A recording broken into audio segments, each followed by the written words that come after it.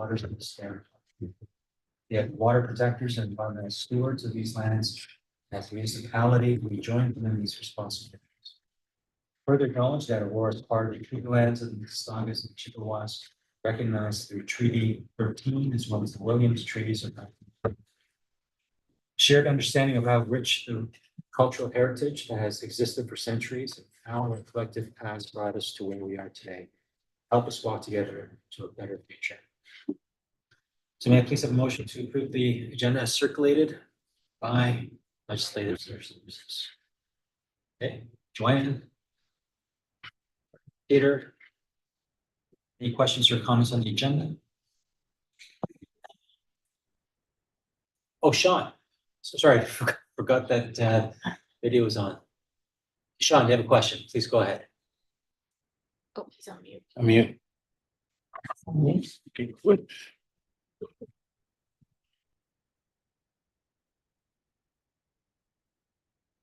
He's on mute. Still on mute, Sean?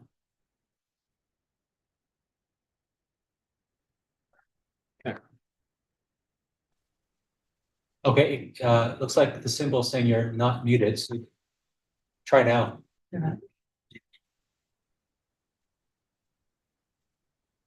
You click OK on the top so we can see his face.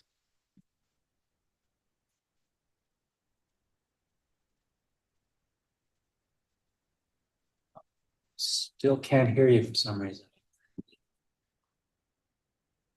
Wrong mic. Volume. Allison, Haley, can you hear him? Is it an online thing? I can hear you. Can you hear me? Oh, okay. Yep. Okay. Sean, looks like he's coming back. Sean. That's great.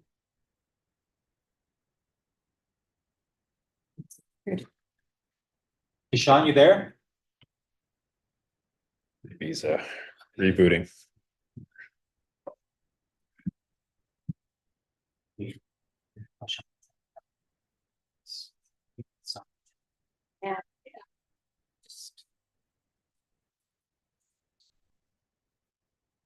You always go back to, you know. It's chat enabled. Like, could he type it in chat? Do you see the, Chat enabled? Like, can you- Yeah, it is. It is. If he wants, he can. Sean, if you can hear us, did you want to ask your question through the chat medium In Zoom. in Zoom?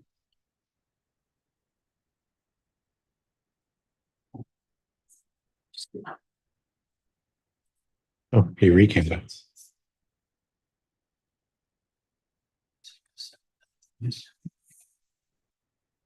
Another one.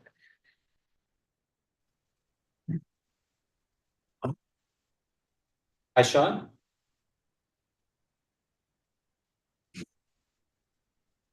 Can you hear us, Sean? No, We still can't hear you. Can you type something in on the chat in the Zoom? This one like this, does that mean he's gonna phone? He heard what I said, so I think he's trying to type in something. I was just the wrong mic selected. Maybe the others are hearing. Should we just go ahead? Yeah, we can go ahead and Okay. then. We'll just go ahead, Sean, and if you want to let, once your equipment's working, maybe you can ask us the question on the agenda later. Just need a vote.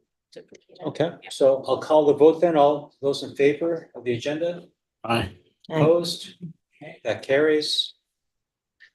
Are there any declarations of pecuniary interest? None. May I please have a motion to receive the meeting minutes of May 8th, 2024? Okay, Allison. And Joanne. Great, thank you. So any questions or comments on the meeting minutes? None? Call the votes. All in favor? Aye. Opposed? Okay, that carries. No delegations. And we'll move on to 7.1. So we have a presentation from the manager, Adam Rob from Policy Planning and Heritage regarding draft affordable housing action plan. We have a mover and seconder to continue. Move. Oh, to put the Which presentation first? first? Yeah. Okay, well, I'll go ahead and presentation first. To receive. Oh, okay. Good. Yeah, so first and foremost, thank you for having me today. I'm here to present on the town's draft version of our affordable housing action plan. Affordable housing action plan is a document that's intended to guide future decision-making and really provide a blueprint for the town in our growth framework around ensuring more diverse affordable housing options to the year 2051. And that 2051 horizon timeline is established through our official plan. This document is not necessarily a statutory document, but it is something that is going to be used to guide our decision making in line with our overall planning objectives around that time frame. Next slide, please. In terms of just a brief table of contents or content setting for this presentation, first couple of slides will provide a growth context and overview into the town's current population, what our built form, what some future trends may look like in terms of planning and housing growth. Next, we'll dive into the housing continuum and affordability and what truly is defined as affordable. What does that mean? And lastly, I'll get right into the action items themselves and overview the key objectives that we have built into this plan. And I'm specifically looking for any feedback as well from this committee on more accessible action items that we can incorporate here. I do have some at the end, and I'm hoping to have more thorough discussion around them at that point as well. But at the same time, feel free to reserve any questions throughout the entirety of our meeting. So in terms of setting our growth and development context, the town is obviously forecasted to grow significantly over the next several decades. By 2051, as I mentioned previously, the town's population is forecasted to be over 85,000 people. That represents an overall growth rate of about 30% from today. A little chart in the middle shows our current population in around the 65,000 mark. And as we grow over the next 3 decades, that's where we get that increase of 30%.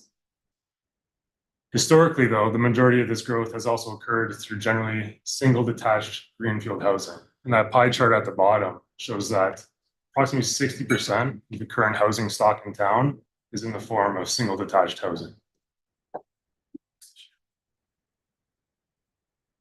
So as we grow, it's important to ensure that a range of housing options will need to be provided across what's referred to as this housing continuum.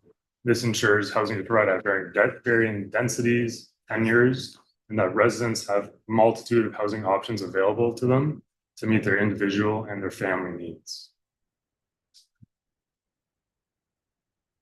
So ultimately, what is affordable housing? By a pure definition standpoint in the planning world, so to speak, affordable housing is defined as no more than 30% of an individual or family's gross income being spent on housing costs. What we've done in this plan is we've used background data from the CMHC, StatsCan, the census. We've been able to develop what's known as an affordable price threshold. This applies to rentals as well as private market ownership. This is based, generally speaking, on a census median income of around $135,000 for economic families. And one comment we have received on this plan as well is that that's for economic families. We're also aware of varying income levels for one-person households and certain needs of residents across the spectrum. So what this means is at the table in the bottom left, that's our affordable rent threshold. The affordable rent threshold for 1 bedroom is approximately $1,700, 2 bedroom approximately $2,200, 3 bedroom $2,581, and that average overall is relatively high, but it's about $2,200. And this is partially attributed to Aurora. It does have a pretty high overall medium income level, but we know that beyond that, and again based on comments that we've received so far, there are needs across that housing continuum and across that whole perspective. Looking more now to the actual private market side of things, the average price of a private market dwelling in Aurora is currently approximately $1.45 million. And using that census data for the affordable price threshold, where we know income levels, you should only generally be spending about 30% on housing. That results in a price threshold, affordable price threshold, $509,000. what would truly be considered affordable in our context. So again, ultimately, in summary, we know there's crisis levels in terms of housing, not just in Aurora, but it is a provincial and national crisis. And we need to be looking at providing more diverse supply and tenure of housing to increase affordable options. Getting into the core of this document and what we've broken it down into as 6 key objectives. This slide provides a summary of all 6. And then the next series of slides, I'll be diving into each one more specifically. I do understand that the plan has been shared in advance as well. I have some copies here too if anyone does need. But as mentioned, I'll just briefly overview each of these 6 moving forward here. So the first key objective, and this is again sort of an umbrella framework to the document, how we have these 6 pillars and then sub action items under each one. The first of which, the key objective is increase housing supply. This is ultimately about ensuring more units are delivered to alleviate the pressures arising from a critical lack of supply relative to the overall demand that we're seeing for housing. And again, this is geared towards the Aurora context, but this is a regional, provincial scenario as well. But this action plan is built in Aurora, made for the Aurora context. Under this key objective, we have 5 action items. The first of which is permitting 4 units per residential lot.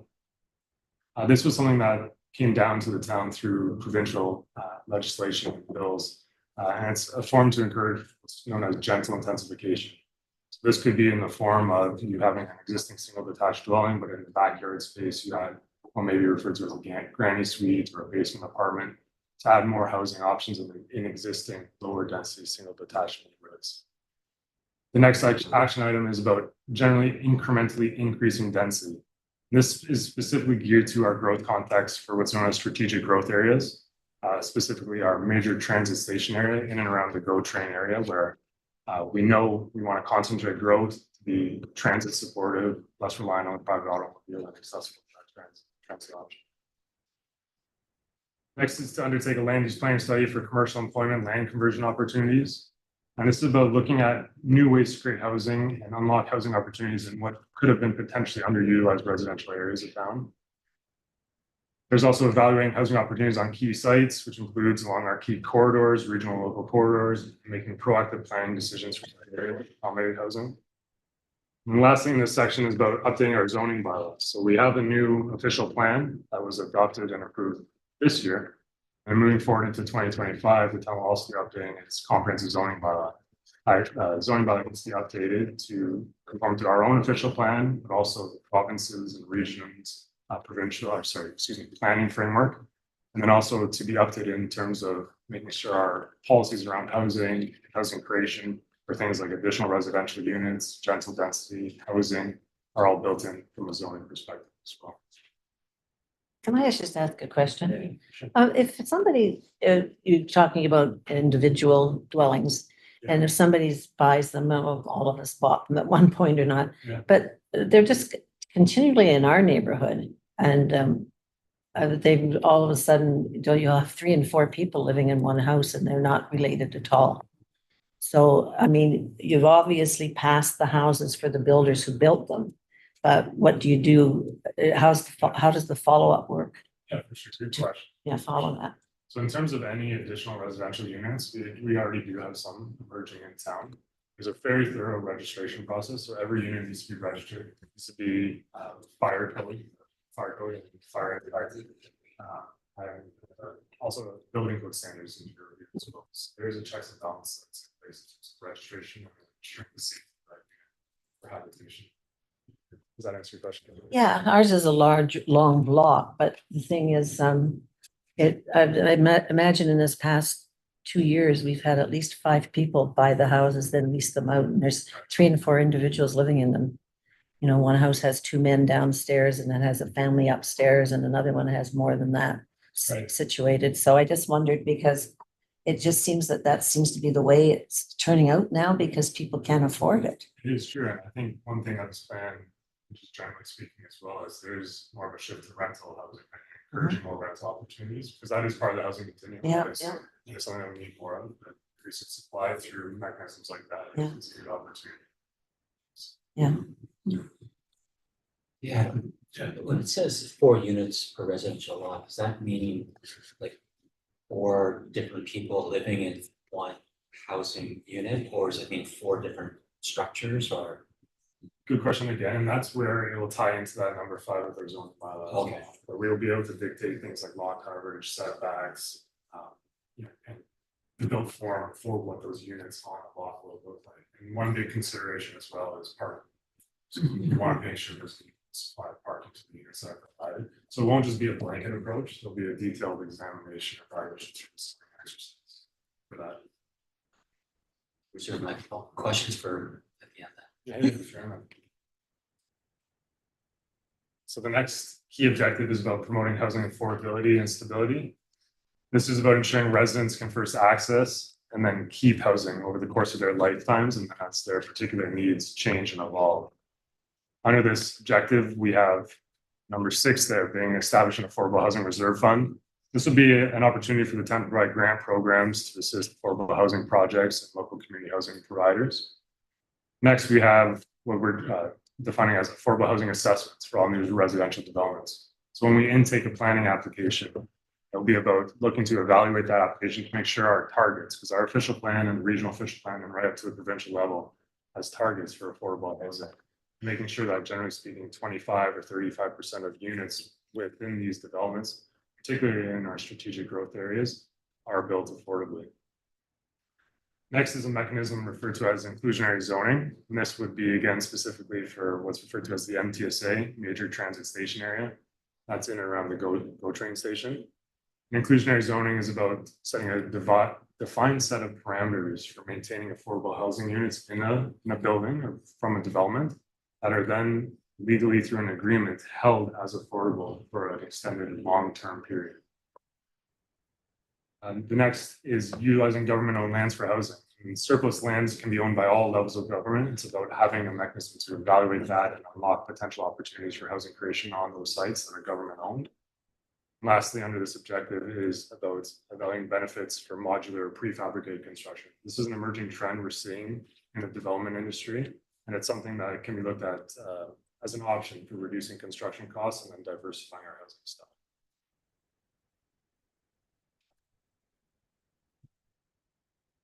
The objective 3 is about ensuring complete community growth. This is about providing access to goods, services, and amenities that are in proximity to housing and that can again meet the needs of residents. Under this objective, we have number 11 about eliminating minimum parking requirements. Across the GTA, sometimes condominium buildings are overbuilt, additional parking that are not necessarily needed because they're so close to transit opportunities as well. If we're overbuilding our parking supply, that naturally increases the cost burden to home buyers. We of course are mindful of providing adequate parking, of course, but there's more of a trend to transit supported development and transit oriented development, and having a product that can be delivered affordably while maximizing opportunities for transit access. Next is what's referred to as a community improvement plan. There would be a community improvement plan that's specifically geared towards affordable housing. This would be an incentive program that could be used for an individual to perhaps utilize the creation of an additional residential unit, or perhaps consider congregate living or cohabitation we're seeing as well. And then providing an incentive program that would help, relieve the burden through potentially financial grants for such initiatives. The next category or action item is undertaking streetscape improvements for our Aurora Promenade. Our Aurora Promenade is another term to essentially define our downtown core area and around Wellington streets. And this streetscape improvements would be looking to upgrade infrastructure along that downtown area so that housing can be readily available and developed easier and quicker in that area. That is again a strategic growth area. And lastly, in this category is working with the York region of York to ensure that there's sufficient servicing capacity for growth. The region is working on what's called the York Durham servicing solution, which provide greater servicing capacity, particularly for Northern York region. That's about matching our forecasted growth to 2051 with the servicing capacity that is available at the regional level to proactively plan for, but then make sure servicing is available to accommodate our growth. Key objective 4 is about streamlining approvals. this relatively speaking is defined in itself of its title, but it's about ensuring more efficient review and approval process for the housing and planning applications that we receive. This can take the form of number 15 there being a community planning permit system. That's a fancy term under the Planning Act, a tool under the Planning Act, community planning permit system, which allows multiple planning applications to be combined into one application that would then allow for a streamlined approval of that one application as opposed to going through separate zoning, minor variance, and site plan applications. It streamlines it all into one comprehensive package. And then council will be able to dictate what their criteria are for a community planning permit system area. Once an application is received, it's a more thorough review and approval process of those standards. Next is we also have an electronic application system. It's called our portal system. This was launched a couple of years ago, and it's been quite effective so far. And we're continuing to streamline that process to intake applications electronically, do what's called our circulation process to various departments as we review a planning application more efficiently, and then make sure our review and ultimately our approval timelines are as condensed as possible. Another option under this stream is prioritizing the approval of affordable housing developments. We have what's called a pre-consultation with any application that comes in where we can identify what the use ultimately is or what the type of application is. At that stage, we can flag an affordable housing project and be able to fast track that one through the review and approval system. And lastly, is considering waiving application fees for critical housing opportunities. And this is relatively straightforward. It would ultimately reduce the overall cost that a developer or a community housing provider has to pay, so that can be passed on to the tenant. Next is our key objective 5, enhancing partnerships, and that's about ensuring a collaborative effort across government agencies and sectors and stakeholders to promote housing solutions. First, we have our continued work with Housing York, identifying appropriate sites and assisting them with their overall regional housing strategy. Next is the opportunity to work with school boards to evaluate innovative ways for creating housing on, potentially speaking, school board sites. This is something that we're seeing more in urban areas. You'll see it in Toronto where there's a joint school, institutional and residential zoning combined in one. A lot of it is vertical, so to speak, but that's something we're just aware of moving forward. Next is connecting developers with affordable renting housing providers at that pre-con stage. So as mentioned before any application is formally submitted, we have the opportunity to do a pre-consultation to review the merits with the developer. And at that stage, we're thinking the town can play a critical role in bridging the gap between a developer and then a affordable or rental housing provider. We can connect them at that stage so that there's an innovative way for integrating affordable housing and community housing through those providers directly into potentially a private developer's proposal. Next is liaising with the provincial and federal governments for housing funding and support. And this is ultimately about receiving grant money or applications for the creation of housing, but then other social assistance programs as well, which if there's supports that can be received, such as for homelessness prevention, that ultimately is a comprehensive evaluation, or comprehensive means of addressing housing or even being proactive to meet the needs, socially speaking, before in that realm as well as from the tangible physical side of housing creation. And lastly, here's about just supporting our community housing providers. Sometimes we have applications or pre-consultations with community housing providers, and it's a role that staff in the town will be looking to enhance in terms of helping these providers with their site selection process, the acquisition framework, and then actually guiding through the development approval process so that's as easy and streamlined for them as possible, particularly if they're not necessarily familiar with the development context. Lastly is our number 6, continually monitor, assess, and educate. And this is really about continually tracking, monitoring, and evaluating the housing climate within the town, making sure the programs that we implement and these action items themselves meet the needs of the community.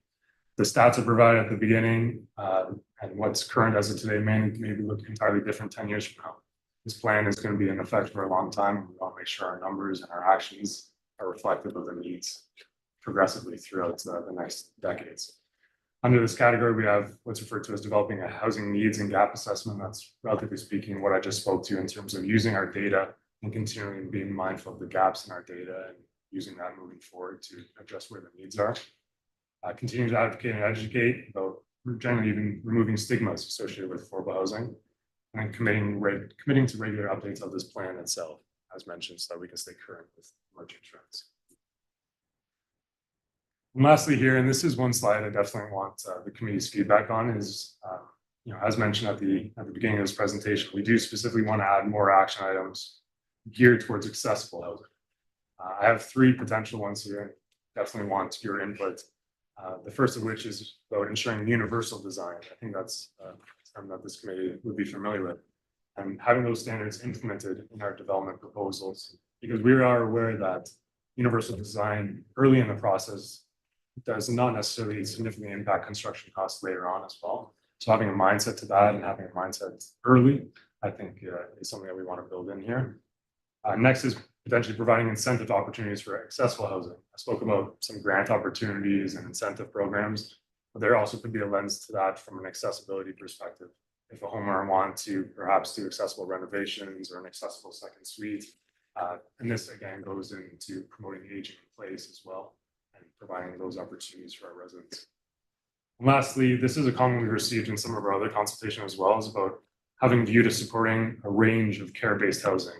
And by care-based housing, I mean long-term care, or even what we've heard from the community is hospice care, and building that into this plan so that, again, a view can be had to streamline those development applications as they come in and being aware of innovative opportunities for integrating this into our housing stock. So that wraps up my portion of the presentation. My contact is there as well, and feel free to contact me at any time moving forward, but just hoping to turn it over now for any discussion or comments. Thanks very much, Adam. A lot of content there. I'm sure we all have a lot of questions, so we'll open the floor for questions. John? Yeah, I know the affordable housing was pegged at 504,000 or 540. Yeah, okay. So people with disabilities generally don't make as much money. Right. So a lot of them depend on ODSP or whatever. Is there any way of identifying that number lower? Right, and I think that is a common we have had in terms of even from the lens of one person households. It could be, a single person or a single mother or someone who's lost their spouse, any number of situations. We have had that comment. The census data only provides an income level of one person households. So there could be a data gap there. I'd be curious if this committee is familiar with any other sourcing of income levels for that particular profile, so to speak, but that's the data that we have, at least from the census, is one person household, so to speak, versus an economic family. But it is something that we are aware of, at least to highlight more in terms of our onset and introductory, that is a reality. Okay. There is a reality too that our generations are aging at this moment anyway. And I can't believe the number of townhouses I've seen with front steps that are so steep. I've never seen anything like it in my life. And having worked with individuals who have disabilities and stuff, it blows me away. And then they have driveways with the garage underneath, and then they have to come up the stairs that way and then up the stairs again. And it just, I don't know what the thinking is. Right. Yeah, it's really strange. Thinking is they want to make a lot of profit on a On a small lot. A yeah. small lot. Small, yeah. So they go up instead of wide. Yeah. Thanks, Joanne. Anyone else? Okay, we have Allison. Yeah, just an observation. So, and I'll story share just for context. I live in my childhood home because renovating my parents' house was going to be the more affordable, long-term accessible option for me. And at the time we did the reno, I of course looked into grants, but York Region had one at one time for homeowners, but the value of your house dictated whether or not you were eligible. And at that time, I don't think any houses in York Region were that low. So disability is so nuanced. Our incomes are, not always as predictable or stable.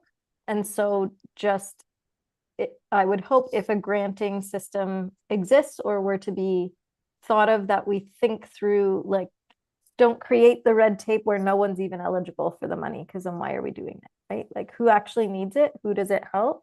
And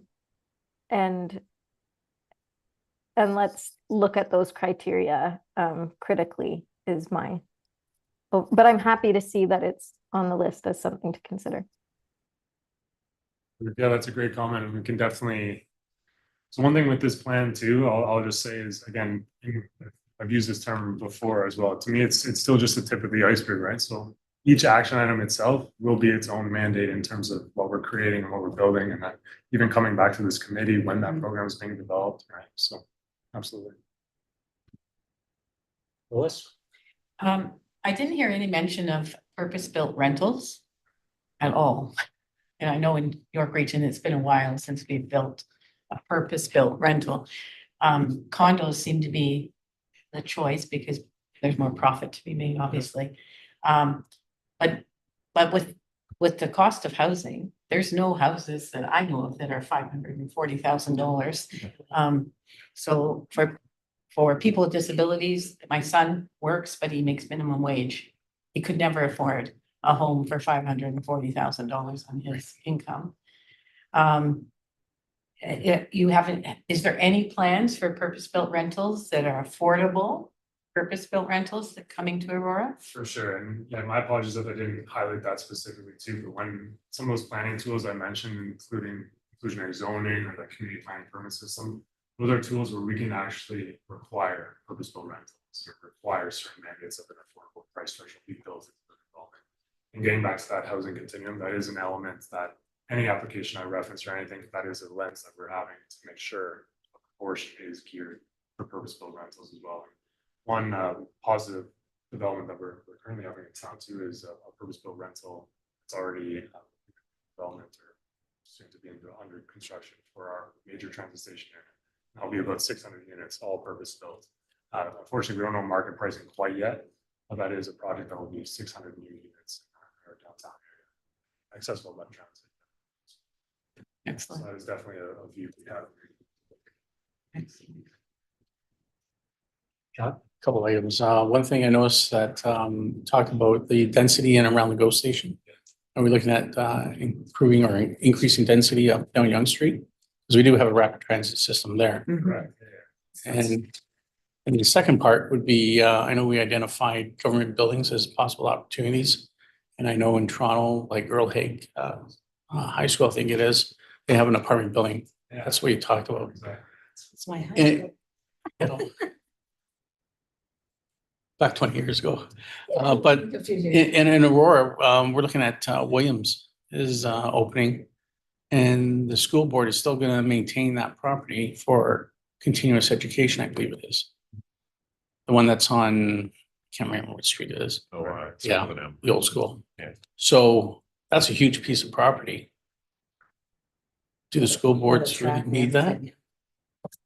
Right?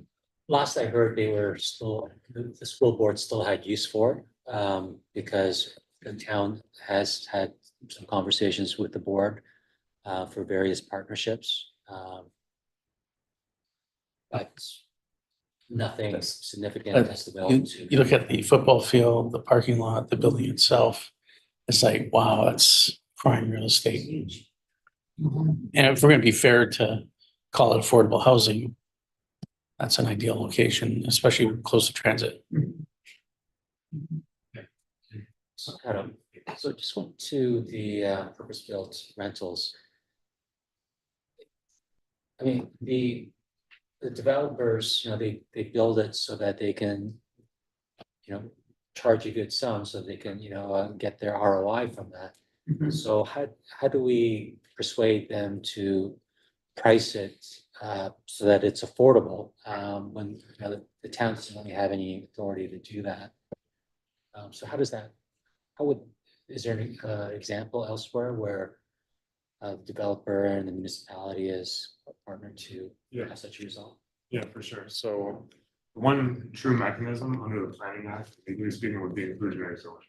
That's where you actually have a legal agreement with the developer that X number of units be held to X dollar for X number of years. And the intent of that is actually a longer term of years, 10 plus, 20 plus.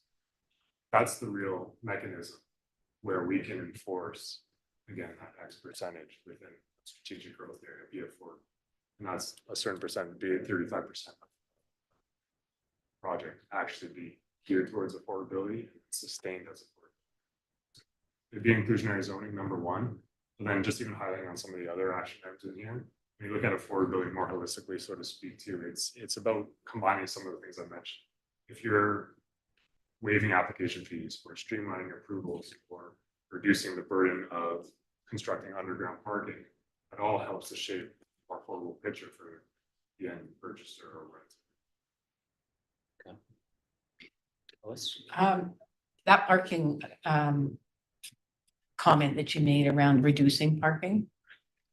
So, in the building code, I believe, accessible parking is based on the number of parking spots around the building. So as you reduce parking spots, there'll be less accessible parking for people with disabilities. So how do you balance that so that, the building is still inviting for Right. those Yeah. persons who require accessible parking? Absolutely. So when we're looking at parking centers, that ties into the zoning exercise as well, whereas there's still gonna be a need for parking. It won't be just an outright potential abolition of parking, right? There's gonna be visitor spaces as well. There's gonna be accessible spots as well. And then our zoning framework can actually require that in terms of mandating it from a zoning perspective. So there is a number of units provided. And what we do with applications too is we typically require a parking, traffic and transportation study. That looks at an accessible lens as well to make sure the demands from an accessible perspective as well as parking at large are met through an application. And that way, what we're doing with our zoning or with eliminating parking standards is it allows it to be admittedly a little bit more market-based so that we're not dictating a certain threshold of parking spots that need to be required. Because what typically happens is when the planning departments stipulate a defined minimum requirement of parking, the builders are automatically forced to build that minimum, and then potentially they're not even being used.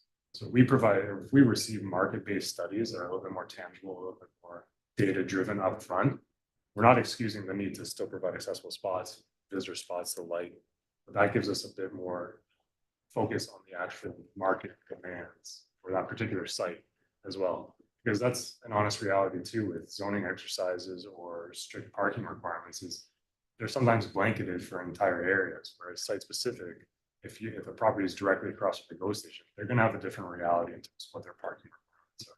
But that is certainly something that wouldn't be forgotten here. Okay, also with condos or apartments. Correct me if I'm wrong, Yeah. I'm digging deep. The building code requires accessibility within the public areas, within those buildings, but not necessarily once you enter the suite. Right? Is there any way that you can work with developers to create, an accessible unit Absolutely. or more than one? I think, I'm sorry. Yeah, within those buildings, because it's fine if you can get in the building, but if you can't use your suite because the counters are too high or whatever it might be. I think that ties into the last slide about universal design and about being as proactive and as early in the process to that lens as possible, because like I said, the burden on the construction costs, if it's implemented early, it's not trivial. So it's about encouraging universal design as early as possible. Okay. There's a few things that really concern me is that we have subdivisions that have regular bungalows in them that we've had for years. And then you go along a place like Aurora Heights or something, but they were there even before us. Yeah. And then you have a house that's 3 times larger that's being built, that they're actually their first floor, because they've got stairs up the front to begin with, their first floor is higher than almost the roof of the bungalow. And then the other 2 sit above it, plus their roof. And some of them are even having a hard time selling them because they've just been up for sale for so long. And we noticed that one of them, they had to come in and redo something with the driveway and the front steps because the people, I guess, said they weren't coming into these places. But, the town's got so much to offer. It's, we've got the history, we've got all these different things that have happened, and sure, things have to change. But I don't see making it drastic so it doesn't look like anything to do with Aurora anymore. It's just, when we bought here in 69, there were $25,000 for our houses, and now they're selling for $1.3 million with the same 3-bedroom bungalow. That had, then some of them still have carports. We changed ours and added a 4th bedroom and a garage, but I don't know, it's just, I just find it really strange. And these apartment buildings and stuff we're building, the one north of Wellington, the railing on the upstairs of the suite sort of looks like it's hanging over our sidewalks.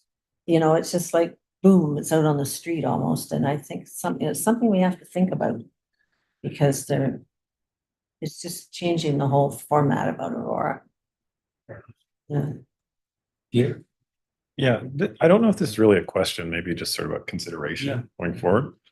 I mean, densification, intensification, they're pretty common concerns in most urban centers. I think there's some issues associated with them in that there's intensification, especially vertical intensification, but then the services or infrastructure do not keep up with it. So for those who are in need of services, who are disabled or need accessible services, I'm thinking especially in the context of things like schools, they're already stretched very, very thin in terms of resources. So when you start intensifying, those resources get stretched even thinner, unless there is a sort of hand-in-hand effort between those two camps to bring one up with the other. So maybe I don't know if that's part of the plan or if it's something just to keep in mind as the plan goes forward, that these even facilities and parks, and I mentioned schools, that have enough support for a population that's going to grow at that level. Absolutely. Yeah, no, it is multifaceted, and it is something that we're aware of too, right? In terms of, we have our planning documents, but then that's also coupled with master plans and other documents from our parks department, our engineering department, to make sure that as growth happens, it's equally balanced with the appropriate, amenities and services to match that growth. For sure.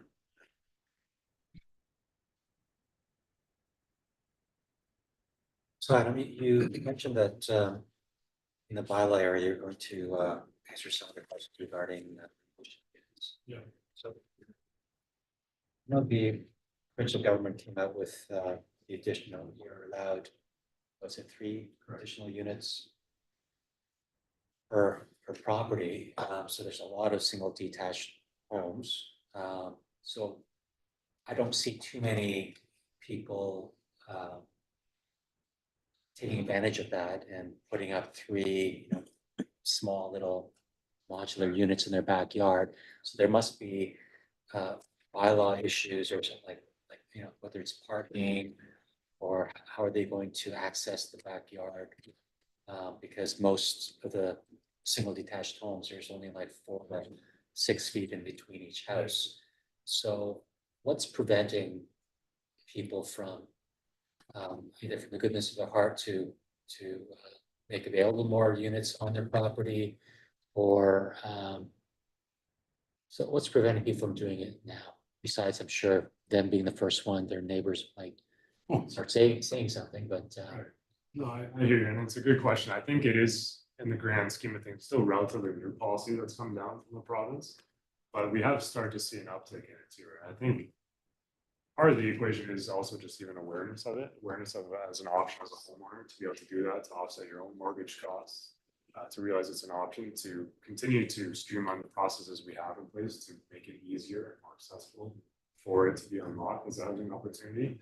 And yeah, I think we will continue to see more by it. I think it's still early days in terms of this whole vision of gentle intensification, gentle density, but year over year, from the data from our building department too, is that we are seeing a gradual uptick in the number of secondary suite registrations.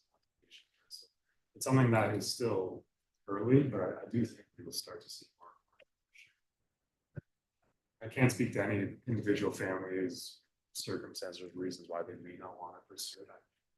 I think from a zoning perspective, it's not in place yet. That's what we'll be working on in 2025. But we do have to have awareness of what you just said in terms of trying to make it as, and I believe someone else kind of cued into that too, as reducing as many barriers as possible, reducing the red tape, trying to encourage. for the secondary units or third units, are there in the legislation, is there a requirement for certain accessibility standards? Because that would take away some of the affordability, perhaps, but at the same time, you want to house people, but you want to be inclusive. So how does that work? Correct. Yeah, I'm not aware of it. I don't believe there's a requirement to, but that is something that, again, if we're gonna be looking to encourage registration of these units, we can have a view to ensuring that these universal design or accessibility standards are built in. Especially when we're also considering the aging in place factor too, right? If say, one trend we have seen is where eventually an in-law or mother or father is moving into someone who has typical granny suite, right?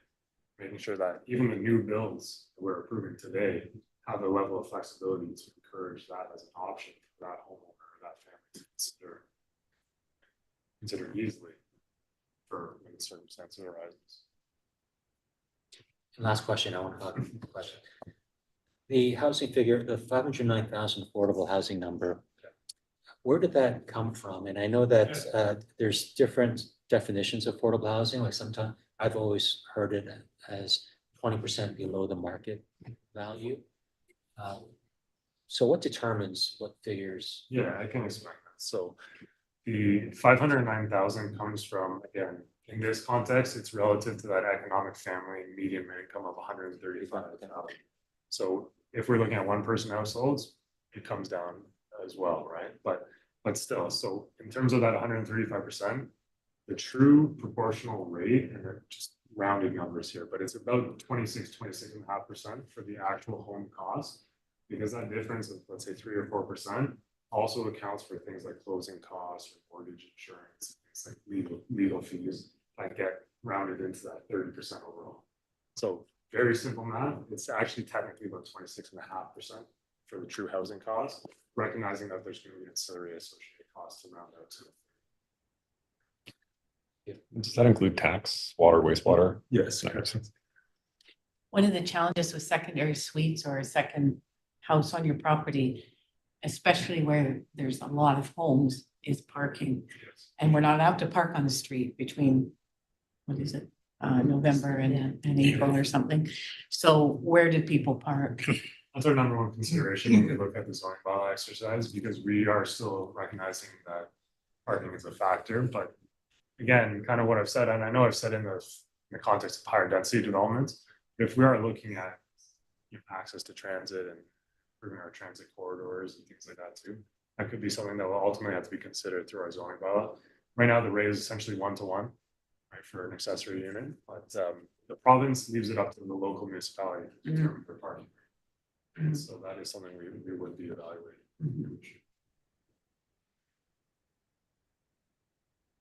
Anyone else? Questions or comments? Okay, well, thank you, Adam. John's trying to tell us something. Oh. Still no dice. All right, hey, Sean. Hey, you can hear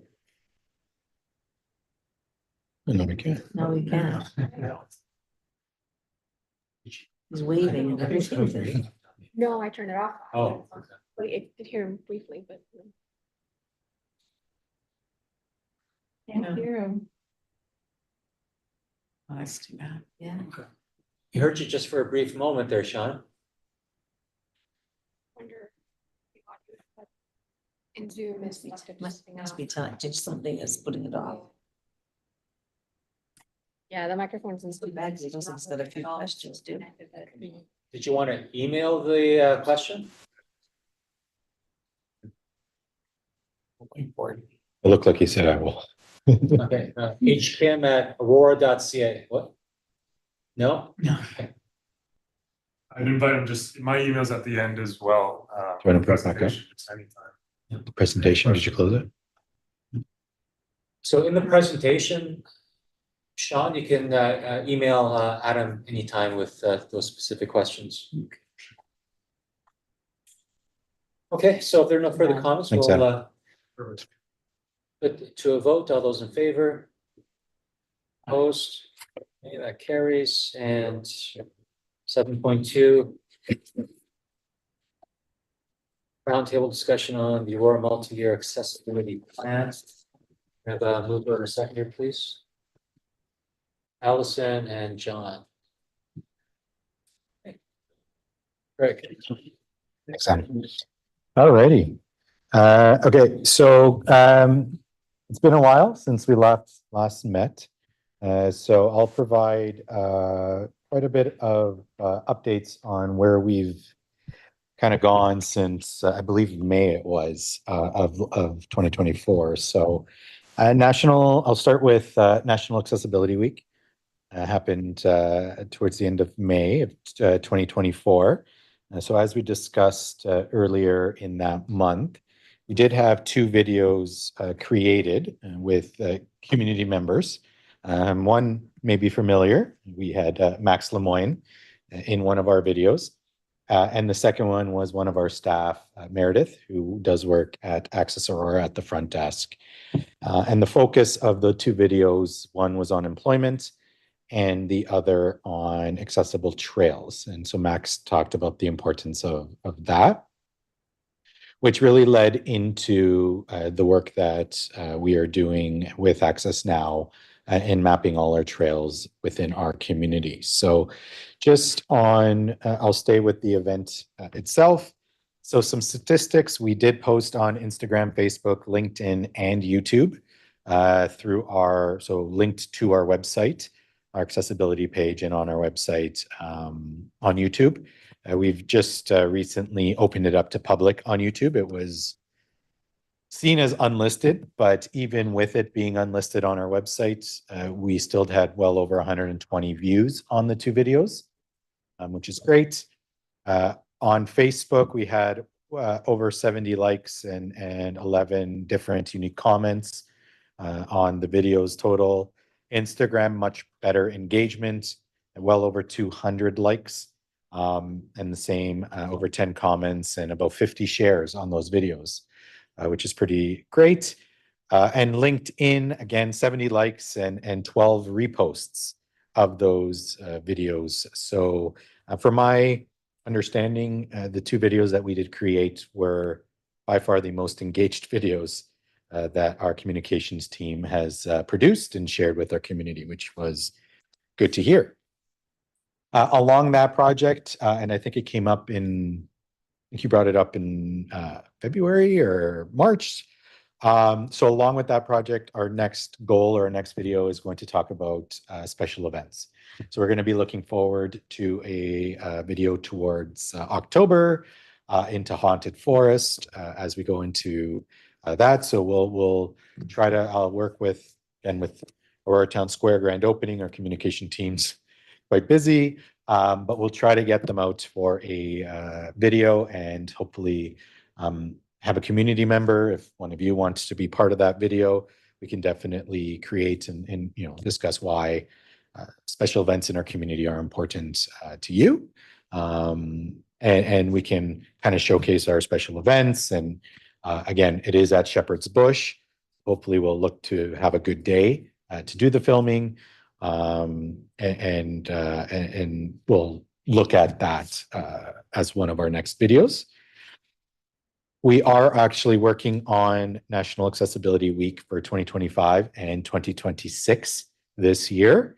And reason being, there was a grant opportunity that the town did apply for. We applied for, I believe, 5 or 6 grants in the last few months alone, all for various projects and initiatives throughout our town, from retrofits of our facilities to programming to mentorship opportunities and employment, and a little bit of everything in between. So National Accessibility Week, we will be focusing on recreational triad programs, specifically for parasport. So the grant is working on obtaining equipment, creating educational materials, and there is a big focus on creating resources for our sporting organization and our community partners within Aurora to help them to also provide inclusive sport, to have them look at inclusive hiring practices for their officials, for their coaches, and also on our end to retrofit and provide opportunity and the facilities for some of the programs to allow the coaches and the officials and the timekeepers and everyone involved in sport. So our sport and community development coordinator is looking at that angle. But along with the recreational needs assessment, which we'll talk about in a minute. That was sent to you all this summer. There's also a mentorship opportunity looking at volunteer and work placements. So if we can, we're also looking at creating that resource as well, and to develop those programs as part of National Accessibility Week, which will then go into our internal town program and reach out to those also sport community partners as well, to share. So that is kind of the angle that we're looking at. Really multi approach there. Just as I mentioned with grants, some of the other grants are, again, there is that mentorship opportunity for one of the grants that we did look at creating. There's been so many, I can't name them right now off the top of my head. But there's, I believe it was a federal grant for facilities. So we are looking at the arena at the Stronach Aurora Recreation Complex, and looking at sledge hockey to see if actually Sledge Hockey Canada or Sledge Hockey Ontario would be, or I guess para hockey, Canada or Ontario, one of the two, are looking for a home base. So if we can provide these retrofits, we might have the Stronach Aurora Recreation Complex as a home base for them, which would also be pretty cool. But again, we're looking at transparent rink boards, wider benches, movable benches so that the athletes can be there. And then the ability to travel from the fitting rooms and the changing rooms to the rink, and having accessible changing rooms as well. So the whole process from entry of the building straight through into our arenas, changing rooms, showers, washrooms, that sort of thing. So that is another grant. A fourth grant that we were looking into is looking at the Aurora Family Leisure Complex as a whole, and providing every accessible item that we could possibly think of to have basically a wish list of overhauling the facility to add 100% accessibility across the whole facility. And so again, it is grant-based. I believe, if I'm not mistaken, we're looking at $1 to $2 million to do not only the accessible work, but also it comes with environmental. So adding green roof and other environmental updates to the leisure complex as well. So that is another big one that we've also applied for. And I think there's one more, but I can't remember again what it was called. So again, if anyone has any questions, feel free to stop me at any point, but we will just kind of go through with some of the other things that have happened. So the recreational needs assessment for persons with disabilities, I did send you all the kind of final, what we heard early, and then the final draft. The final draft is actually being presented to council or the committee of the whole on October 1st. So if you wanted to tune in to watch the presentation, you absolutely could. I know I sent for any final feedback to this committee with the survey that was online, if anyone had. But basically what we talked about and what we discussed, I think it was at the February meeting, if I'm not mistaken, would have been what was presented back to the consultant. And ultimately, the guide really aims to change programming over the next 5 years, addressing those needs of persons with disabilities through diverse program offerings, staff training, which I know we talked about, financial support for those individuals that require it, different volunteer opportunities, which is where the National Accessibility Week grant kind of stemmed from, adaptive equipment availability, which was the other opportunity that we were looking for. So just with that, we're also looking at creating a rent it kind of program. So if we're able to get the grant funding to purchase the equipment ourselves, or even get some donated, we can rent that equipment out to schools and other organizations within our community who wouldn't be able to afford it. And we can create some kind of rental program to if they wanted to offer, sledge hockey at their school, we can provide them with some of that equipment to assist if needed. So that's kind of some of the work that we're also looking. It also covers communication strategies and partnerships with local organizations. Just on that note, Greg, I think a lot of people have a lot of equipment that they would be ready to donate. They just don't know where to take it because kids outgrow it quickly and they move on to the next size mobility device. I know we've sort of privately donated or given some to like a therapy business, but there was a centralized place that people knew that would be very, very beneficial. Yep. And that topic did come up with when we are looking at the equipment to see if there is a turnover process. Even if we rented it out to schools, it would all be pre-owned, and then having that opportunity to say any used or lightly used equipment we would take as the donation, and then be able to recycle that and reuse it for our own either internal programs or to re-rent it out, depending on, of course, the quality and the status of that. But that also did come up. Yeah. Even if you ran a spring cleaning sort of event, bring all your old mobility devices down, that might get people in. So one of the items that did come up is the need for storage. Sure. And a lot of this equipment is quite large. And so storage was one of the items that we need to look at. And if that's even partnerships with local organizations like U-Haul down, and we are able to, work with them to have a unit that we could store it or purchase a bin and leave it out in the back, whatever the case is. But storage was one of those items.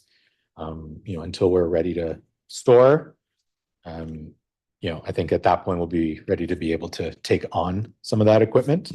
That's probably a big reason why people are donating it. Yeah, right. Same issue. You can't have it in your own house, exactly, right? So that's the plan itself. So again, it is looking for endorsement from again, it's going to the committee to whole at the beginning of October. So just a couple weeks away. So keep an eye on that, and of course, I can provide updates at our October meeting on how that went as well. Site plan memos. So over the last few months, I just wanted to provide an update. You haven't seen, there aren't any site plan memos that have been tabled with this committee for multiple reasons. A lot of the reason has been the due dates have been June, July, and August. So trying to hold it for 4 or 5 months, we weren't necessarily able to.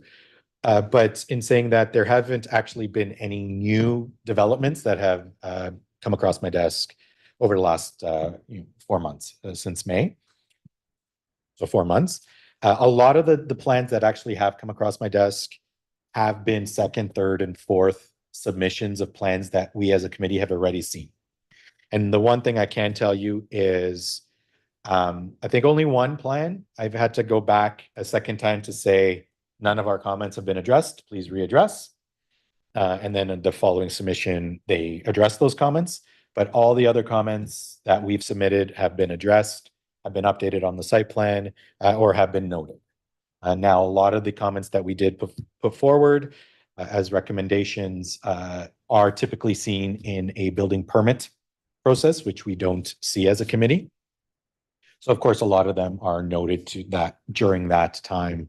Some of those items will be showcased or on the plan themselves. So we have to take their word for it that we'll see it down the road. But there are also a few facilities where we've recommended elevators in 2-story buildings, and fourth submission later, I've actually seen elevators in buildings and in units. Although it's only a 2-story building, it's not required by building code, but they've started to put them in, which is great. So a lot of push and a lot of constant effort, but we are starting to see a lot of our comments come back. So I just wanted to give you all an update. Of course, I haven't shared these plans with you, but I can tell you there's been at least 35 plans that I've seen since May, all of which have adopted our recommendations. When the buildings are built, we'll see what happens, but they've adopted our recommendations. In saying that, over the last 4 months, we've also changed wording as well on the memo. So in upcoming meetings, you'll start to see the memos that are being presented and the wording is slightly changed for the better. Right, so we're all recommendations. I think before you may have seen, these are required and these are considerations. We're now just putting everything under recommendations. So the wording is now the following are recommendations made by the Accessibility Advisory Committee. Okay, so no more required and consideration, we're just lumping them all in together. Again, the requirements will be part of the building code and the AODA, which we know those standards are quite low. Our comments and our recommendations typically are well above that. And so lumping them all kind of in together gives them an opportunity to just respond equally. I've also changed the supporting paragraphs. So before it usually said, these comments were made under the design of public spaces, built environment, standards enacted by the province of Ontario under the Accessibility of Ontarians with Disability Act, revisions to the building code, which helped standardize and encourage barrier-free access, period. Again, bare minimum kind of comment. So here I've added 2 statements to that point. So again, it starts with, please note that these comments are from lived experiences from the Accessibility Advisory Committee, the Town of Aurora's accessibility design standards, and all the rest of it. So I added the 2 points to really show, yes, some of our comments, because a lot of the feedback that I was receiving was, well, this isn't part of the AODA, this isn't in the building code, I'm not doing it. And so I've had to go back to them and kind of reiterate rationale as to why we are recommending an elevator in a 2-story building, why we are recommending out-swinging doors versus in-swinging doors, why we are recommending, some of the changes that we are actually recommending. And, this has caused some of the site plans to come back 2, 3, 4 times. But I felt it was important for them, the developers, to understand where this was coming from. And it's not from a building code perspective. It is really from more than that. So that's why I felt the importance to add the 2 extra lines. And I did want to put the lived experiences from this committee first and foremost on there. And Adam did mention the pre-con meetings, the pre-consultation meetings that are optional, not all required, but a lot of developers do take advantage of that. It really gives the developers an opportunity to submit their plan prior to actually going ahead and submitting a full site plan. So this is basically a free way of getting that consultation before they actually start spending the money and having to make 100 revisions going forward. So with that, I do have a standard memo that we do send to all pre-consultation meetings, which does say the Town of Aurora has developed the 2002 accessibility design standards, which I link, and highly encourage the use of these guidelines to ensure developments are responsive to the diverse needs of our community. Please comment on the use of these standards with the application. We highly encourage these items to be present in the site plan and also an appendix with a list of items from the design standards that will be implemented to accompany the application. The comments will then be brought forward to the Accessibility Advisory Committee for review to comment. So it really is now putting that onus back on the developers ahead of time at that first application stage. And again, since this change, as I mentioned, haven't seen any new applications, so have yet to see these memos and these appendices being put forward. But it really got to a point where in the past 1.5 to 2 years that I've been looking at these plans and we've been looking as a committee, a lot of these items have not been visible on the site plan itself. They've been very bare. And so we've had to put comments that, just hoping that I don't see it. So let's make sure they're here. And so this really gives us an opportunity to encourage them to look at the design standards, which are really based on our universal design, accessibility design standards put out by the federal government and used by a lot of other municipalities, including the region and others. So it really elevates that accessible design. And regardless if it's a developer's development, where there's multiple housing, or a private condo or apartment building, residential, or just an industrial. Every pre-consultation will get the same kind of memo and comment. And that's what I have, kind of an update for you for that site plan process. Of course, I still do look at every plan that comes across the desk, from I want to, add an extension to my house. I want to tear down the house and build a new house, to new developments, modified developments, whatever the case is. Changes to the official plan, or trying to amend our official plan because they want to do other things. A lot of the time, there's not really an accessibility comment. They just want to add another story or two, if they want to encroach on the barriers that the planning have. I leave that to them. But again, if you want to build a pool in your backyard, accessibility doesn't really fall in that. And of course, if you want to add that yourself because you have family members or need to do so, that's up to you, right? But our place, we don't typically comment on other people's houses in that sense. With what Adam mentioned, hopefully with this new affordable housing plan and some of that work and some of those policies, we can encourage some of that universal design in development and use that angle to provide accessibility in housing. And you commented about the small elevator that goes up just to the 2 floors. We rent space, Voices of Joy. They're intellectually challenged and physically challenged adults. We rent space in the Bethel Community Church on Davis Drive. And they didn't have it. When you went in their building, they went down the stairs this way and they went up the stairs this way into 2 different parts. So all of a sudden over in the corner, I guess because some of their people are getting older too, but then we've always rent there. But they put it's like a closet almost, and then it's an elevator that goes up, and it just goes up to that next floor. And people with the wheelchairs can get on, and people with whatever they have, and it's worked out just wonderful. It really has. And a lot more. I've actually, driving home, I noticed good and bad in the same lot. Building a new development and the show home, or the sales center. They built 2 sales centers side by side, 2 different developers. And driving by, and of course, every time I drive by, I was like, okay, there's of course there's a ramp, because that's how we make construction, is building ramps so machinery can get in, and then we get rid of a ramp to put stairs. I don't get it, but it's what developers do. And then of course the ramp disappeared and the stairs got in, and my 5 and 7-year-old daughters now see, how do people get up those stairs, right? Like 5-year-olds are able to comprehend accessibility, but yet developers struggle.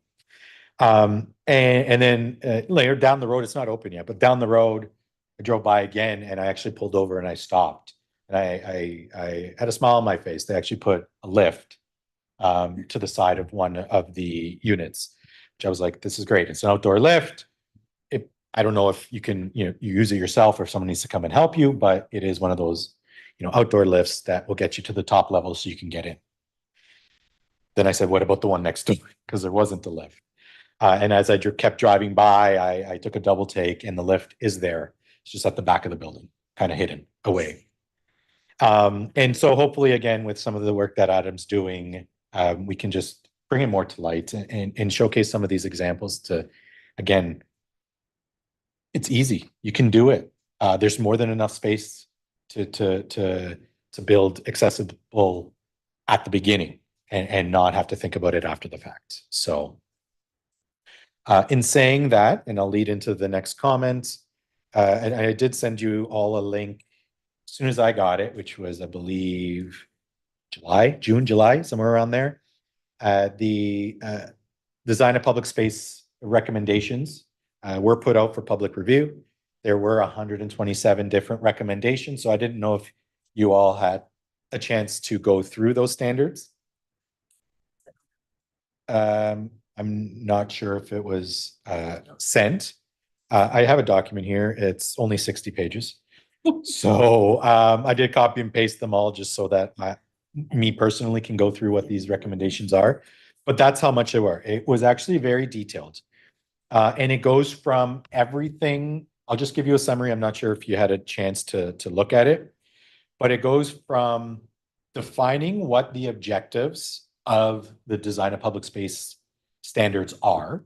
So redefining what the purpose of that section is, to looking at recommendations on definitions. And I think the biggest definition here is what is a major or extensive renovation. And so that is literally recommendation number 2, which, hopefully we can more clearly design. Now, it didn't recommend what the committee recommends to be that definition. It just asked that the 2 different ministries come together to put a definition as to what major is. A couple 100,000 square feet renovation, even a couple 1,000 square foot renovation, is that considered major? To some individuals, yes. To some individuals, no. And so what is major? Short of demolishing one of the 4 walls of the facility, that would be considered major to some, and gutting everything in between. But gutting everything and keeping the 4 walls are not considered major to others. And so we're kind of toying with that, and that will come with a change in the Ontario Building Code as well. So many of these, if I'm not mistaken, I believe it's 27 or 37 of these standards actually directly impact the building code, which is great. So we are going to start to see a lot more of that. The other 100 and some odd standards have more technical changes, guidance, even with pictograms and pictures specifically for placements with washrooms, with placements of features and that sort of thing, to have more of a standardized approach. Right now, you go into one building, you go into the next, the buttons are in different places. The emergency buttons in the washrooms are in different places. So having more of a standardized approach across the province. It also ends with recommendations of implementation for these standards. And it is recommending that a lot of these standards are immediately upon implementation of the recommendations. So when the recommendations are adopted, a lot of the standards are being requested to be immediate. So as soon as the standards are adopted, it's in practice as of today. Some of the standards are asking to be retrofitted from a year to 2 years prior. So if you've built a year or 2 years prior to these new standards being adopted, you will be required to retrofit to follow the new standards. Saying that, some of them are also upon next renovation. So just like it currently is, when you do renovate, or you may have that extensive change, then you would be required. So there is a very big mixed bag here, but there are many sections here that start to go inside the building. We are talking about hallways. We are talking about washrooms. We are talking about other interior public spaces where currently the AODA doesn't. It covers more of the parking lot, the path of travel to get into the facility, and some of that space around the outside. But there is now some residential comments that weren't there before, which is great. So it really is big. Of course, at this point, these are recommendations that the committee puts forward. They still need to be adopted by the Ministry of Seniors and Accessibility. It does need to go through their process of adoption. Because some of these have to do with the building code, the Ministry of Housing and whatever it is, also needs to adopt those specific recommendations. So it's going to take time.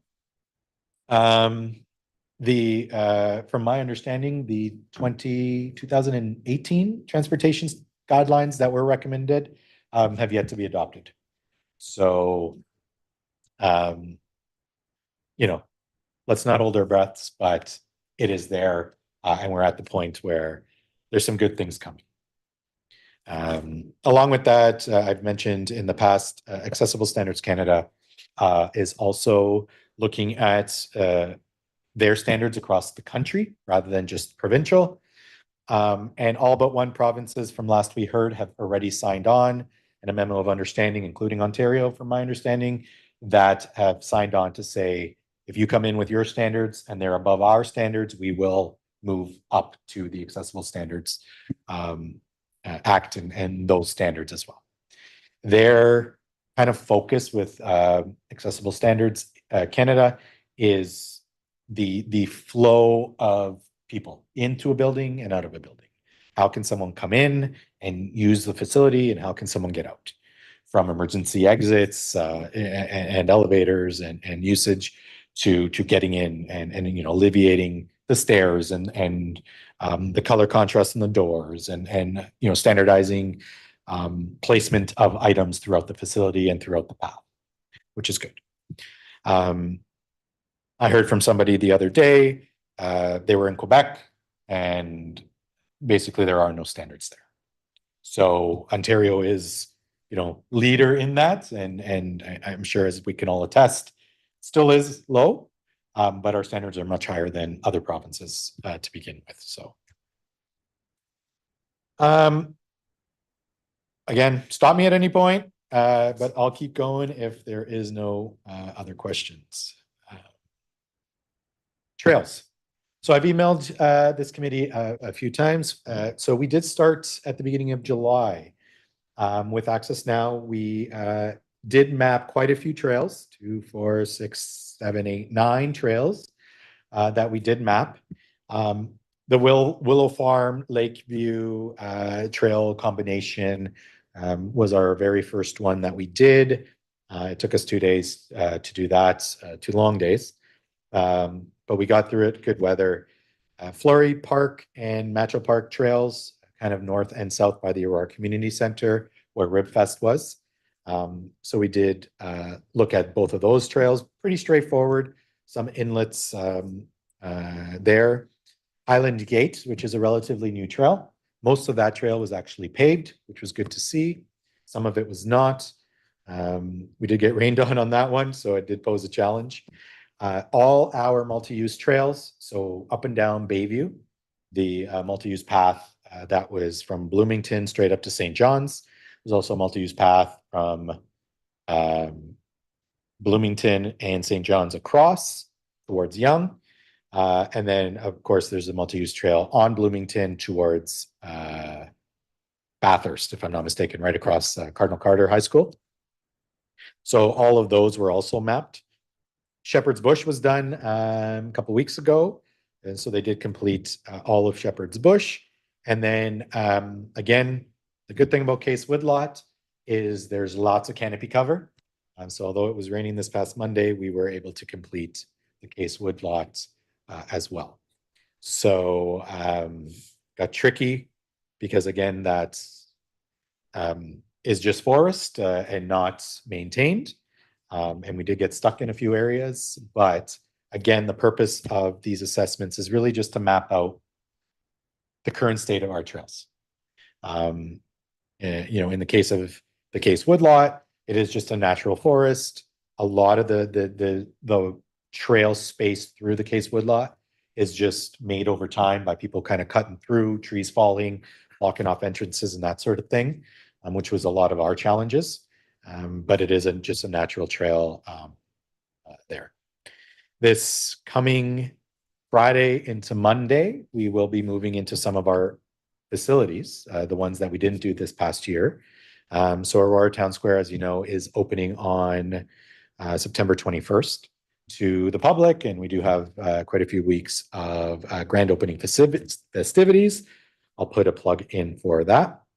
But we are assessing Aurora Town Square, the Aurora Public Library, and that all those buildings this coming Friday and Monday. We may need a third day because of the sheer size of those facilities, but we are going to be doing that, and the Armory as well. So again, we're we're just going to be mapping again all the accessibility features, the paths, and kind of we're going to start outside and move our way inside. But again, the parking in and around that facility does meet our parking bylaw standards, and we do have more accessible spots than required from, again, the library side, which is street parking on, I believe that's Church Street. There's also accessible parking on the street just north of the library. Starts with an M. Slipped my mind right now. Is that Metcalf? Yeah. So there's on-street accessible parking there, and then there's also accessible parking in the parking lot as well, on both the east and west side. So it's kind of on both sides, depending on if you want to go down into the center foyer, or if you want to go into the building, depending on where your More use and more is. people who have accessibility problems are feeling far more comfortable these days to go out and do these things with people supporting them. Mhm. And consequently, I find there's less and less parking as far as that goes, because there's more and more of them, and it's fine to say, well, yeah, 4 go in that lot, and something goes in that lot. But I mean, at the library, all of that area, they took away so much in the way of parking in the square, so. So I believe, if I'm not mistaken, we've actually been able to increase the amount of spaces with this new lot that we have. It's just kind of moved off to the side. So right now the center square is that gathering area, which is where that older parking was, which actually was a challenge to navigate in and itself. So now it's much more level, much flatter, and there's actually access to get across through that bridge that has been built. People who have challenges don't need any more challenges.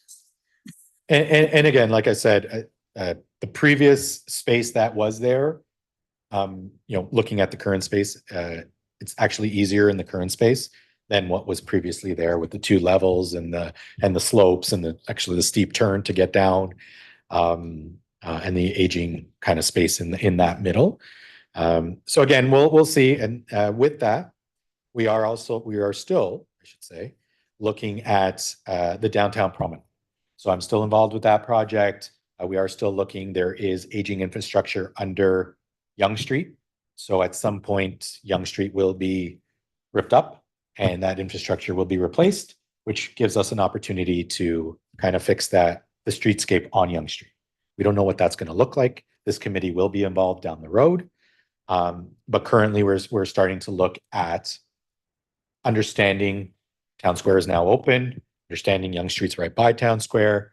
We're going to have to deviate some traffic, but there is a strip of land, all of Yonge Street from Wellington down to, I believe it's Kennedy, if I'm not mistaken, is municipally owned. So that's our responsibility, not regionally owned. So it would be up to the town to be doing that work. So just to let you know, I am involved in that project. I am involved with the ongoing work and what that's new promenade or that new downtown space is going to look like, from walkability, from street parking, to spaces, to can we lift and elevate the path, the sidewalk and the path to make some of those older heritage businesses that are in that core more accessible. Some of them have 4 or 5 steps to get in. Some of them are flush. So what can we do to help those businesses to also be more accessible through the work that we're going to do? So that's kind of where my involvement is, but I made sure this committee was on the consultation plan. So at some point, I don't know when, later this year, if not next year, the team will come and kind of present and have input from this committee. So I wanted you to be aware of that. Talking about big construction projects, actually, I'll go back. I missed a point. We still have 1, 2, 3, 4, 5, maybe 6 trails that we still need to do. We're in a little weather crunch at this point. So we're hoping we got the big ones to do. So we have Tim Jones Trail, which kind of goes from Bloomington right up. It goes into the Klaus Wernberg Trail, back up to the Tim Jones Trail, which leads into the Arboretum. So we basically have trail from Bloomington straight up to St. John's. It's almost one continuous path. So it's going to take us a few days. and a lot of walking and traversing to get through that. We also have the David Tomlinson Nature Reserve Trail, which is new and mostly complete. I want to get a green light to get us in there to fully complete that. So we're in limbo, but I'm hoping by October we can get through there. Butternut Ridge Trail, I believe the construction is completing, so we might be able to get through that new space. And Summit Trail is brand new with the new development. There is a trail entrance that's going to be created through that space. So when that development comes in, most likely next year, we'll be able to go through that space. So just to kind of let you know, there is still some work on our trails to be done. And along with that work, we are tabling an ask from council through our budget process to next year map our playgrounds and all our parks. So it's going to be a 2-year project. We are splitting it in half. All our large playgrounds and parks to start in 2025, and then our smaller, medium and smaller ones to be pushed into 2026. Again, so we have our full town asset and inventory of all our facilities, parks, and trails on the platform, and we'll kind of be able to advertise and educate all the accessibility features from this is where you can start if you have, you know, depending on what your disability is, and really make people informed to make better decisions through that space. Yeah, Allison. You said my favorite word, which is playgrounds. I'm happy to see the timelines for Town Park and grateful that many of the suggestions that our committee made were incorporated and accepted by council. So thank you to council for that. As you look to map out parks, I'm wondering if we can also ask parks to bring, because I know that there's 2 other parks planned for future with accessibility in mind. I'd be curious to know the rationale for which parks. I know Fleury is stated, and I would have questions about why they would choose Fleury versus Matchell when Matchell has parking and big events, and Fleury has less accessible access points. So would love to have more discussion around that and their decision making, and make sure we're involved before they make some designs that we then have to kind of say, hold on a minute. Back to Town Square and unveiling, so I'm going to ask a few questions, and I realize I'm not giving you time to answer, and I'm happy to get answers later and not necessarily tonight. I saw some questions come up just from the community on social media around the lack of railings for some of the steps around Town Square, but also some perhaps questionable railing at the top of the tiered sort of step seating. And I loved seeing people question the accessibility, and I did a little educating on AODA and its limits and the committee's limits, and that we can advise, and it doesn't mean it's taken into consideration. But I guess I'm asking, will we have an opportunity to be invited? I know you're doing the Access Now visit, but I'd love to go see and have an opinion, or at least look at what is planned and flag any concerns for how it'll be used and functional for us in the community versus the Access Now team. I have questions around the events and ticketing. I did flag some of those things, and I do see that there's accessible seating, but when I look at the map, some of it looks like there's a seat and then a seat behind. So am I just by myself? It's a little unclear, although I love that you can just buy tickets without having to call and prove your disability. But I have a lot of questions around the actual experience of some of those spaces. Are we using, it doesn't show anything about the access to entertainment. Are we considering that people need companions and that should be comp?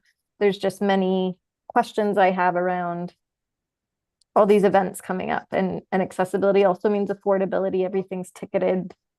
What was the consideration for that to ensure people have the opportunity to go? It doesn't appear like that's been considered for some of these grand opening events. I would hope if we feel like it's an accessible space, that that would be a moment we want to bring community members out to celebrate that. It doesn't, I'm not sure if that's been considered. Sorry, all over the place, but many pieces that you touched on. So just wanted to share and put some of that out there. Okay, so let me try my best. And if I miss anything, Allison, feel free to reiterate it. So let me try my best on answering all of that. So in terms of process, I can't speak to pricing.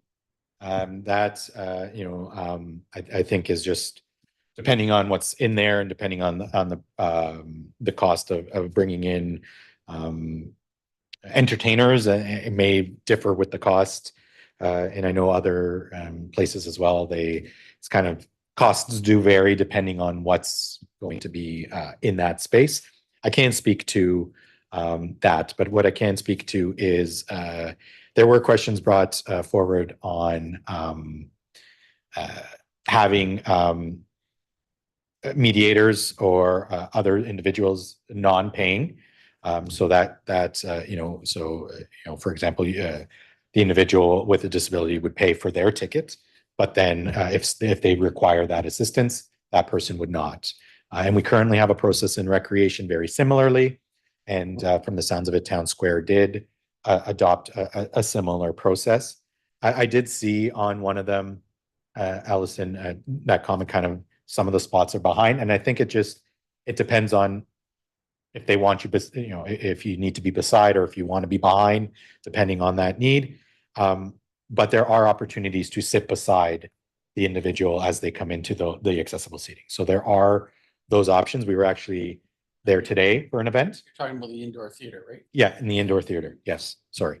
The performance hall. Yeah. So based on how the theater is built, the seating is retractable. So it's 250 seats that retracts down. And then the accessible seating is on the main level, which is the same level as the stage. There isn't a stage. The stage is the floor level. So that's where all the performances would be. So those with disabilities, because of the stairs to go up, it's on that kind of first row, if you will. And then the companion seating is either behind or beside. So depending on, and there are movable chairs that can be installed and placed. From my understanding, there's up to 3 rows that can be put on that floor level right before the performers are. So seating wise, they are there. But from my understanding, they were also looking in, I may get this wrong, I think it's Access for All, Access One, Access to entertainment.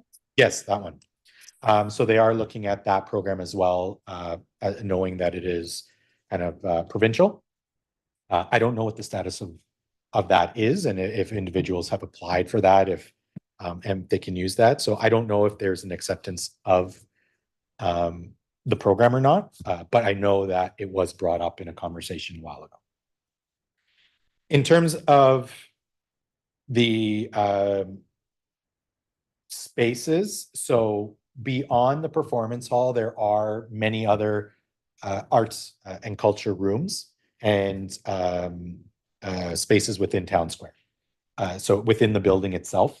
So if you want, a smaller dance recital or dance studio, they have other rooms that are, you just kind of pull up some chairs and it's all main level seating, if you will. So there's that. There's of course the elevator to get to every level. But then we move into the outdoor space, Allison, I think you alluded to. So the comment actually, if I'm not mistaken, Allison, the one individual actually did go to council as well, and email council. So I was privy to that. So the Accessibility Advisory Committee was actually consulted when the project started back in 2019, June 5th to be. So I was able to find the meeting and what was discussed. Of course, back in 2019, they weren't hybrid meetings, so everything was in person at the time. So all I have is the meeting minutes from there to go on. But then again, June 7th, almost to the date, 4 years later, you were all privy, and the manager did come in to give you an update on kind of the progress of Town Square. And by June, we were putting the finishing touches on the facility. So you kind of saw that final outcome. So you mentioned the railing, and the tow rail, as I learned it to be called, was actually a recommendation to be put forward in that space. So the intent there is for really anything wheeled, mobility aids, wheelchairs, strollers. That 5, I think it's actually more than 5 centimeters. It's much higher than that. Would prevent wheeled devices to kind of roll off into that first seat. So it was seen as a safety barrier as well to prevent, but also they didn't want to put a railing, as the different heights and the different mobilities would potentially be a viewing obstruction, depending on what's being performed down at the bottom. So there was, of course, consideration for that railing and that purpose. They were able to put a railing down the east side of the staircases, but the west side they determined as that staircase could potentially be overflow seating. And by putting railings, you would eliminate the opportunity for overflow seating right across. So it's kind of like one entrance, everyone feeds through and kind of funnels yourself down. Or if it's open, walk down. But of course, if you fill up, as you see with some of the concerts in the park and some of our other events, they do fill up. So this was an ability to have added seating. And that was the kind of rationale for not putting that. But that doesn't mean we can't always look at options down the road and potentially put a railing there after the fact. Right adjacent to that, however, it's if you literally two or three steps more, there is a ramp to get down to the bottom. And it does kind of zigzag, so it does have a nice slope to get down.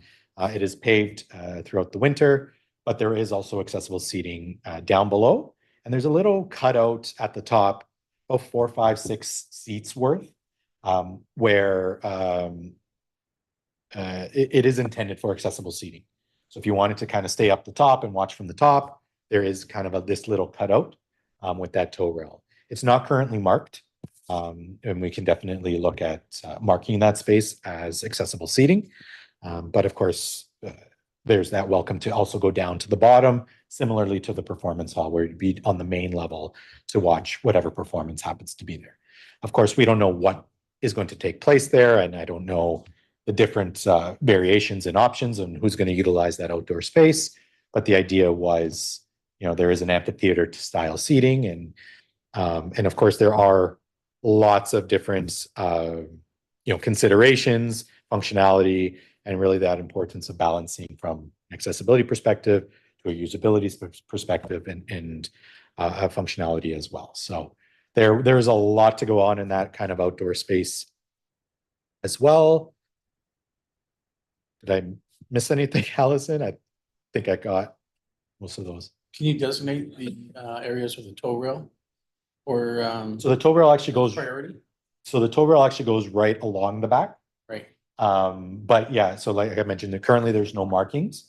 We'll look to see if we can add. It should just be paint on the ground Because to mark those spots as like I accessible. said, those strollers, wagons, bicycles. Yep. Park them there. Even if you put it right on the tow rail, priority is accessible. It may not be visible at that point, just because the tow rail is literally this high off the ground. Yeah. But I'll see if we can do something to mark it. I think one of the concerns too is not just marking for making sure it's a reserved spot, but some way to ensure visibility so people don't trip. Like if you're not using wheels and you don't want to launch down the stairs, you also don't want to go over those if you're walking. Yeah. Is there any consideration for signing for those who can't hear? Or So. is that on a case by case? So we do have a transmitter, a receiver transmitter listening device that is portable. So when an outdoors performance is happening, they'll have to bring out the sound system and that sort of thing. And that unit will kind of be attached to that outdoor space. So for those that do have listening aids, that opportunity is there. For signing, it would be up like performance by performance, and we can look at bringing someone in, but not a set standard to have one for every performance. How will individuals know that if they need that, they can request it? Yeah, I believe if I'm not mistaken, I did go through the ticketing process, and if I do recall, there was a line in that ticket process. Now, in saying that, if it is an outdoor event, I don't know if there would be tickets sold because it is just an open event. So I'm not sure on how would that work, but I can definitely look at or bring that up to the team and go from there.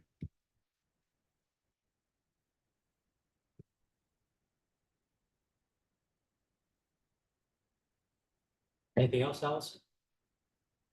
Okay. Sean, I think you're, Yeah, can you hear me? Oh, yes. I apologize. I think the headset has done the trick. I also was locked out of the chat, so I couldn't communicate that way either. That's rectified itself too. So I'm all good. I apologize. It's hard to believe that I'm an IT and cyber manager. It's really hard to believe, right? So fall off your chairs with that one. It's been wonderful though, hearing this really positive update. If I was going to ask Adam some questions, but I wanted to make a statement for anyone that wasn't at the National Accessibility Week, May 29th session. There were developers that were complaining about accessibility costs in building into their developments.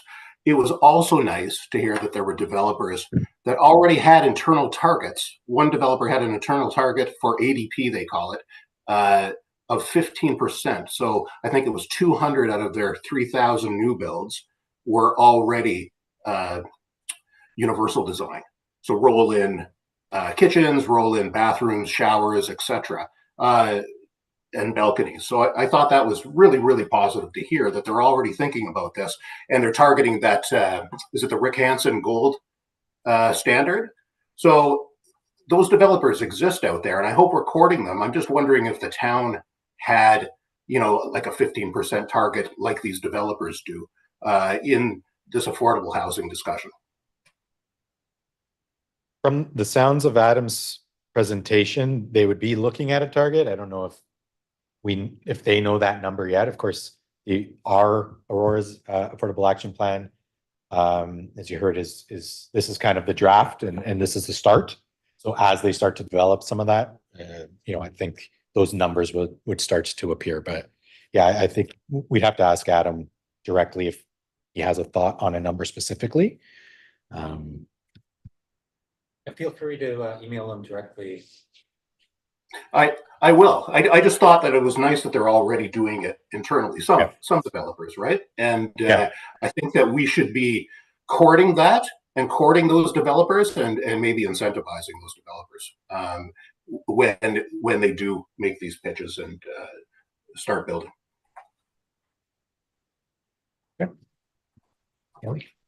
Haley.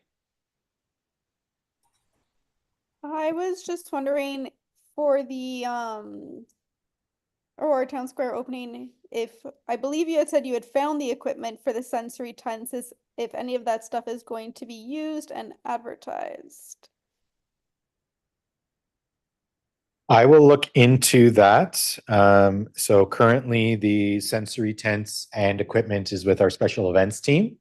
And the Aurora Town Square team is really our cultural services team. So I'm not sure if that equipment is being made.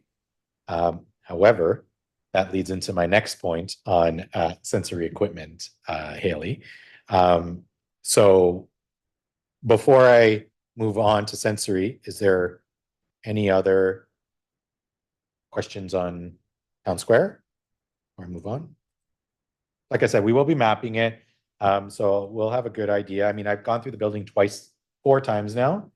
One when there wasn't any walls up, to now, today being a lot of stuff was open and we were able to see. Of course, there's still being work done. They have a week and a half to wrap it all up, tidy it all up. But for the most part, what we saw today was how we're going to open the facility. So, okay. So saying that, so as we mentioned, our sensory tents have been used and are being used. So where possible, if we do have a close enough indoor location that is much cooler, a lot of the times in the summer, Canada Day, for example, where we're out in the park, it's very hot. So we were able to find an indoor space, much quieter, a cooler as well, that we were able to provide. But where we can't have an outdoor space, we have been using the special events team have been putting up the tent and the space. Of course, there are some concerns and considerations for safety and heat and management and that sort of thing that have been coming up as the use of these have been used. But again, Haley, thank you for bringing it up. Culture City is an organization that they were actually at the CNE. But they're actually an organization that provides really all things sensory, if you will, from sensory bags. They provide mobile sensory tents and spaces. They also do sensory space certifications.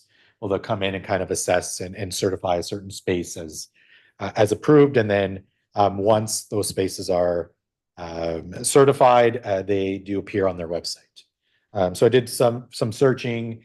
The closest Culture City's certified space is actually Legoland in Vaughan Mills.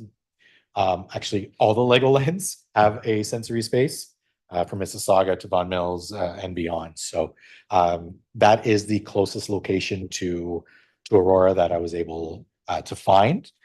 So I did reach out to them just to start that conversation to see what that process looks like, what their involvement is, what does that look like. I unfortunately haven't got a response as of yet, but when I do, of course, we'll bring it to this table. They got a lot of cool stuff. Their bag, includes toys and equipment, also noise canceling headphones and gloves and a lot of other stuff that I don't know if they're for purchase or for donation. There wasn't a spot to buy them on our website, so I'm not sure. But a lot of stuff that can easily be cleaned and washed and reused and recycled time and time again. So we are going to look into that. I also inquired about a program and just to see what that process looks like, to see if we can mirror what they're doing and get an idea of kind of the equipment that we already have. We did get approval for a sensory space equipment for a project. So that money was actually being looked at to be spent in the next month or two. And so I did reach out just to say, hey, have we bought anything? But the idea for that project was actually a kind of a portable sensory mobile kit that can just be kind of packed up, moved space to space, unpacked, and it's full of equipment inside. So that kind of is something that we also are looking into. Yeah, Haley? I just want to say I'm glad you're looking into that. I don't know if it was from my email or if you got my email about it, but I'm glad that you're looking into that culture creative, and that could be something that hopefully we can grow with a little bit. Yeah. So I first heard about it because I was just looking to go to the CNE myself with my family, and kind of stumbled on that. And then recently your email gave the specific direction, and which I was able to also, that kind of reminded me to send the follow-up email because I haven't heard from them. So again, thank you for that. But we are going to look into it, and again, depending on what that looks like and what their program is, we'll see where we can put that, and where we can have a space either temporarily or permanently. So we'll see. All right. Okay, based on time, I'm gonna go quick on the next three items. We did change our staff training, and so moving forward, we are gonna use the Access Forward training put on by the provincial government rather than the training that you all received, which is kind of a review of our policies. We are gonna require a 30 to 40-minute training through the Access Forward. It was kind of in limbo, going to be fixed, going to be changed. It finally was this past June. We are now currently using that for all our volunteers, all our part-time staff, all our contractors, and in future, all our committee members. So just wanted to update that. And finally, one last thing, we are actually looking at a Yonge Street multi-use path, similar to the Bayview path, or yeah, Bayview, sorry, the Bayview path that goes north and south from Bloomington to St. John's. It will be very similar from Bloomington to Industrial Parkway South. So just south of the bridge where the GO train goes over. It will be, we're still in the design process of what that's going to look like. Was it going to be a sidewalk? It's going to be a multi-use path, or both. If it's going to be on the west side, the east side, or both. But we do have some challenges with the space, with regional items, and with the cemetery, which is property that we don't own. So there are a lot of challenges there that we're looking into. But I am involved in the project right from the get-go, which is great. We had a meeting this past week to talk about it. I did raise some accessibility concerns. Again, it will be going out to public consultation and feedback. And as soon as that happens, I will make sure that this committee is also involved in some of the comments. But it is looking promising. And that is all I have. Did you bring any water with you? Only grab one now. So Breakfast, maybe. yeah. Thanks, Clifford. Overnight. That was very informative. Hey, we have no informationals. Anyone? Vote on that. Oh, that's Oh. right, that's right. Sure. All those in favor? Aye. Opposed? None. Great. Item passes. We have no informational items. New business. Anyone with any new business to share? Okay, so I'll have a motion to adjourn. Peter, Joanne, all in favor? Aye. Passes. Thank you very much.